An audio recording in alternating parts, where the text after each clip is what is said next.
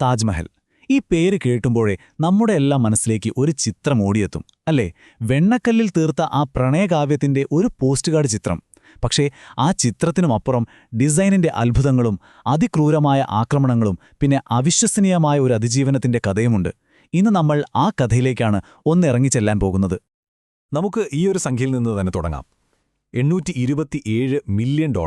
ഒന്ന് ആലോചിച്ചു നോക്കൂ, ഇന്നത്തെ കണക്കനുസരിച്ച് താജ്മഹൽ വീണ്ടും പണിയണമെങ്കിൽ ചെലവാകുന്ന ഏകദേശ തുകയാണിത്.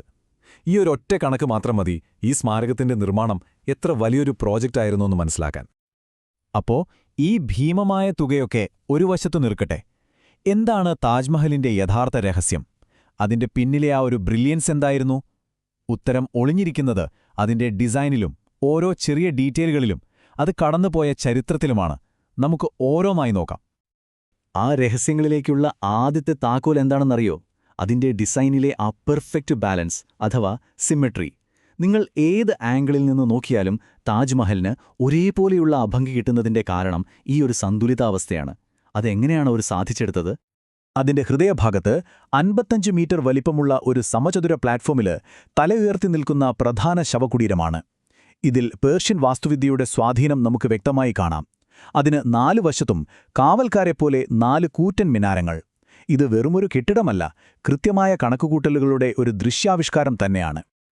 ആ സിമെട്രിയുടെ രഹസ്യം മനസ്സിലാക്കണമെങ്കിൽ നമ്മൾ ഈ ഒരു വാക്ക് അറിഞ്ഞിരിക്കണം: പിഷ്താക്ക്.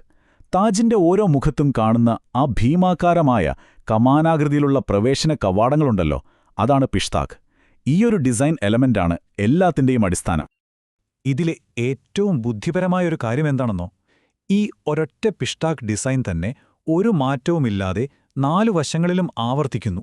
ഒരൊറ്റ ആശയം ഉപയോഗിച്ച് അവർ ആ സമ്പൂർണമായ സന്തുലിതാവസ്ഥ, ആ വിഖ്യാതമായ പെർഫെക്ഷൻ അങ്ങ് നേടിയെടുത്തു. പക്ഷേ ആ മിനാരങ്ങളിൽ നമ്മളെ അത്ഭുതപ്പെടുത്തുന്ന ഒരു രഹസ്യമുണ്ട്. 40 മീറ്ററിലധികം ഉയരമുള്ള അവ നേരെ മുകളിലേക്കല്ല നിൽക്കുന്നത്, മറിച്ച് പ്ലാറ്റ്ഫോമിൽ നിന്ന് വളരെ നേരിയ അളവിൽ പുറത്തേക്ക് ചരിഞ്ഞാണ് നിർമ്മിച്ചിരിക്കുന്നത്. എന്തിനാണെന്നറിയാമോ? ഒരു ഭൂകമ്പം വന്നാൽ പോലും അവ തകർന്നു വീഴുന്നത് പുറത്തേക്കായിരിക്കും, പ്രധാന ശവകുടീരത്തിന് ഒരു പോരൽ പോലും ഏൽക്കാതെ. എന്തൊരു ദീർഘവീക്ഷണം! ആ ഉറച്ച അടിത്തറയിൽ നിന്ന് നമ്മുടെ കണ്ണുകൾ പതിയെ മുകളിലേക്ക് സഞ്ചരിക്കുമ്പോൾ നമ്മളെത്തുന്നത് താജ്മഹലിന്റെ കിരീടത്തിലേക്കാണ്. അതിന്റെ ആ വിശ്വപ്രസിദ്ധമായ താഴികക്കുടത്തിലേക്ക്. അത് വെറുമൊരു മേൽക്കൂരയല്ല, മറിച്ച് എഞ്ചിനീയറിംഗിന്റെയും കലയുടെയും ഒരു പ്രതീകം തന്നെയാണ്. ആ താഴികക്കുടത്തിന് ഏകദേശം 35 മീറ്റർ ഉയരമുണ്ട്. അതിലും രസകരമായ കാര്യം എന്താണെന്ന് വെച്ചാൽ അതിന്റെ വ്യാസവും ഏതാണ്ട് അത്ര തന്നെയാണ്. 7 മീറ്റർ ഉയരമുള്ള ഒരു ഡ്രമ്മിന് മുകളിലാണ് ഇത് വെച്ചിരിക്കുന്നത്. ഈ ഒരു പെർഫെക്റ്റ് പ്രൊപ്പോർഷനാണ് നമ്മുടെ കണ്ണിന് ആ ഒരു പൂർണ്ണതയും ശാന്തതയും ഒക്കെ നൽകുന്നത്. രസകരമായ ഒരു കാര്യമുണ്ട്. അതിന്റെ ആകൃതി കാരണം ഇതിനെ അംബ്രോത്ത് അഥവാ പേരയ്ക്കയുടെ ആകൃതിയുള്ള താഴികക്കുടമെന്നും ആളുകൾ വിളിക്കാറുണ്ട്. നമുക്ക് പരിചിതമായ ഒരു വസ്തുവുമായി ബന്ധിപ്പിക്കുമ്പോൾ ഓർക്കാൻ എളുപ്പമാണല്ലേ? ആ താഴികക്കുടത്തിന് മുകളിൽ ഒരു താമരയുടെ ഡിസൈൻ കൊടുത്തത് അതിന് കുറച്ചുകൂടി ഉയരം തോന്നിക്കാനാണ്. വശങ്ങളിലായി ഛത്രികൾ എന്ന് പറയുന്ന 4 ചെറിയ താഴികക്കുടങ്ങൾ കൂടി ചേർത്തപ്പോൾ ഒരു ബാലൻസ് കിട്ടി. പിന്നെ പേർഷ്യൻ ഹിന്ദുസ്ഥാനി സ്റ്റൈലുകൾ ഒരുമിക്കുന്ന സ്വർണം പൂശിയ ശിഖരം, അതിന്റെ മുകളിൽ സ്വർഗത്തിലേക്ക് വിരൽ ചൂണ്ടുന്ന ചന്ദ്രക്കല, ഇതെല്ലാം ചേർന്നപ്പോൾ ആ ചിത്രം പൂർണ്ണമായി. ശരിക്കും പറഞ്ഞാൽ മാർബിളിൽ ഉറിഞ്ഞുപോയൊരു പൂർണ്ണതയുടെ ദർശനം തന്നെയാണിത്. പക്ഷെ നമ്മളൊന്നോർക്കണം, മാർബിൾ എത്രത്തോളം ശക്തമാണോ അത്രത്തോളം തന്നെ ദുർബലവുമാണ്. ആ പൂർണ്ണതയുടെ കഥയ്ക്ക് നാശത്തിന്റെയും അപമാനത്തിന്റെയും ഒരു മറുപുറമുണ്ട്.